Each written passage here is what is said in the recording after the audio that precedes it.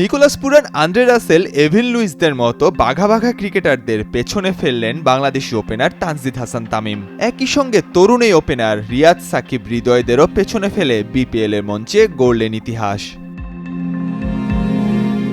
চিটাগং কিংসের বিপক্ষে নিজেদের সবশেষ ম্যাচে তামিম খেলেছেন 54 বলে 90 রানের ইনিংস। 3টি চারের পাশাপাশি জুনিয়র তামিম হাঁকিয়েছেন 7টি ছক্কা, আর তাতেই নিজের নাম রেকর্ড বুকে তুলে ফেললেন তরুণ এই ওপেনার। চলতি বিপিএল এর আসরে এখন পর্যন্ত 10টি ম্যাচ খেলেছেন তামিম। এই 10 ম্যাচে তামিম ছক্কা হাঁকিয়েছেন 29টি। বিপিএল এর এক আসরে এটিই সর্বোচ্চ ছক্কার মারের রেকর্ড। এর আগের রেকর্ডটি ছিল তাওহিদ হৃদয়ের। 2023-24 মৌসুমে হৃদয় হাঁকিয়েছিলেন 24টি ছক্কা। এক মৌসুম পরে তামিমের হাতে ভাঙল সেই রেকর্ডটি। হৃদয়ের আগে এই রেকর্ডের মালিকানা ছিল তামিম ইকবালের। জাতীয় দলের সাবেক এই ওপেনার 2018-19 মৌসুমে হাঁকিয়েছিলেন 23টি ছয়। সেই আসরে 14 ম্যাচ খেলেছিলেন বাঁহাতি ওপেনার, রান করেছিলেন 467।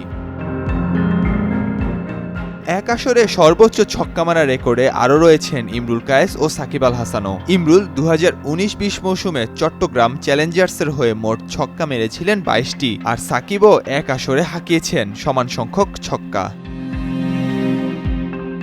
এখন কেবল জুনিয়র তামিমের সামনে রয়েছেন ইউনিভার্স বস ক্রিস গেইল। 2017-18 মৌসুমে এক আসরে সর্বোচ্চ ছক্কা হাঁকানোর রেকর্ডটি গড়েছিলেন গেইল। সেই আসলে রংপুর রাইডার্সের হয়ে বিপিএল মাতিয়েছিলেন তিনি, হাঁকিয়েছিলেন মোট 47টি ছক্কা। সেই রেকর্ডটি এখনও রয়েছে অক্ষুণ্ণ।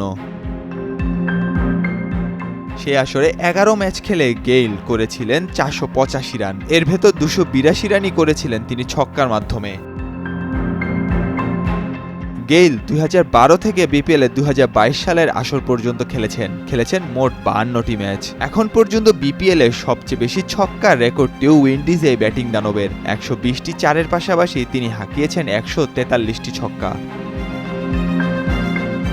বিপিএল এর ইতিহাসে সর্বোচ্চ ছক্কা হাঁকানো ক্রিকেটারের তালিকায় 2-এ রয়েছেন তামিম ইকবাল। টুর্নামেন্টের চলতি আসর নিয়ে এখন পর্যন্ত বাঁহাতি ব্যাটার হাঁকিয়েছেন 119টি ছয়।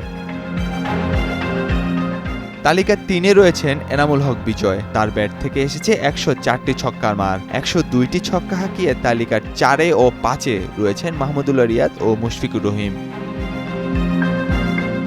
নাহিয়ান আরিফিন, নয়া দিগন্ত।